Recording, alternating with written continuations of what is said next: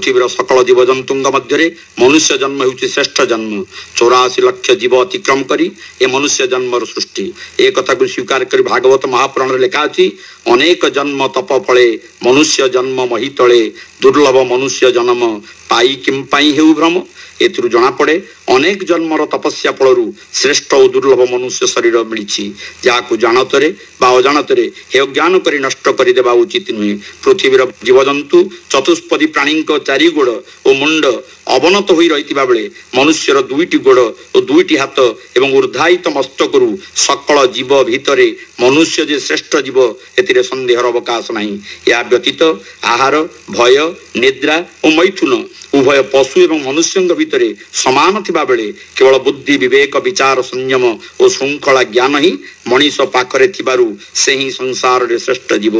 सकल जीव जी जीवाई आसी सी तो दिन ना दिन जीव जीव न बा नाटिका बा आत्मा जेतबेले चली जाए सेतबेले सी हुए जड़ बा निर्जीव।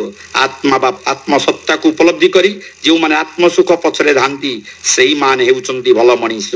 मनीष तीन प्रकार उत्तम मनीष मध्यम मनीष अधम मनीष। संत रामकृष्ण परमहंस मनुष्य शब्दर व्युत्पत्ति करी कहिचंती मन युक्त मनुष्य अर्थात मन को जी संयत करी बंची रहे से ही मनीष। जहाँ भितर दया क्षमा प्रेम करुणा और मैत्री गुण भरी रही है ताकू ही शास्त्र में मनीष आख्या दि जाइए। मनीष तीनोटी शक्तिर अधिकारी।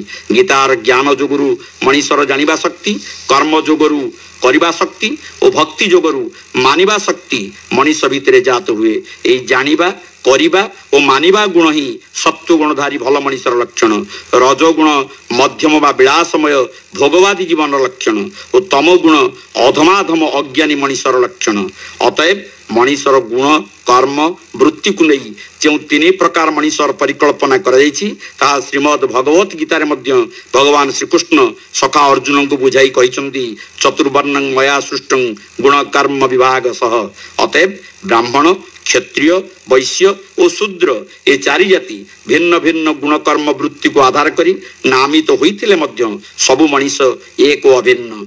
निजर आचरण उच्चारण ठीक रहिले ही ए समाज रे से भल मनीष रूपे परिगणित हुए। सेति पई तैत्तरीय उपनिषद रे भल मनीष काहाको कुआ जाए से संपर्क रे उल्लेख अछि।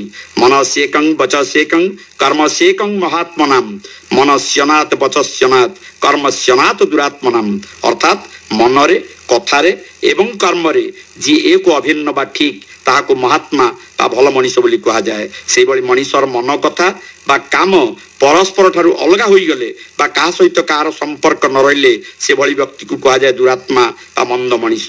तेणु ए कली जुगरे भल मनीषंग अपेक्षा मंद मनीषंग संख्या जादू भली चारिडे माडी चलीछि। तेणु एबे ठारू मनीष सचेतन न हेले परिवार और समाज विपन्न होई जिवो। अर्थ क्षमता और प्रतिपत्ति मनीष को अंध करि देइछि। चारियाडे खाली अहंकार राजुति। अहंकार आज व्यक्तित्व आत्मसम्मान और मर्यादार माध्यम पलटिछि। बड़ सान गुरु गुरुजन ज्ञान और विचार आउ नाही। जेझा हाथरे जेझा 14 पा यथेच्छाचार बढ़ी चलीछि। हिताहित ज्ञान और विचार आज विवेक पाखरे बंधा पड़ी। आत्मा संबंधी ज्ञान विचार रखी जो काम करा जाए ताही प्रकृत सुख बा ज्ञान। एभली आत्म सुख ही मनीष कामना करिबा उचित। कारण भौतिक धन विलासपूर्ण मनीषर मनोरंजन पाई मात्र जीव धर्म हेउची मनीषर आत्मरंजन पाई। निज प्रारब्ध और ए जन्मर कर्मफल को आधार करी मनुष्य सुख दुख भोग करे। तेणु जो माने भल बा सचेतन मनीष निज आत्म समीक्षा बल भूल ठीक विचार करी कर्म क्षेत्र आगुसार होती से ही माने ही कली जुगर भल मनीष। जुगे जुगे भल सहित मंद लगी रही। सत्य जुगरे नृसिंह महाप्रभु सहित हिरण्यकशिपु थिले। त्रेतया जुगरे श्रीराम और रावण, द्वापर जुगरे कृष्ण और कंस, कली जुगरे मो रूपक राक्षसटी प्रतिटी मनीष भितर आज विद्यमान। फल मो रूपक मनीष आज अमनीष पलटि। मनीष पणिया आज श्रीहीन। अन्य को बुझा बुद्धिमान मनीषर लक्षण। निज को बुझा आत्म समीक्षा करने भल मनीषर कर्तव्य ताही प्रकृत ज्ञान। जेतेबेले मनुष्य भितर देवत्व आसीबो सेतेबेले विधातांग सृष्टिर श्रेष्ठ जीव ए मनीष जन्मर सार्थकता प्रतिपादित हेबो। सेइपे भागवत रे कहैछि मनुष्य देहे दिव्य ज्ञान देखि संतोष भगवान।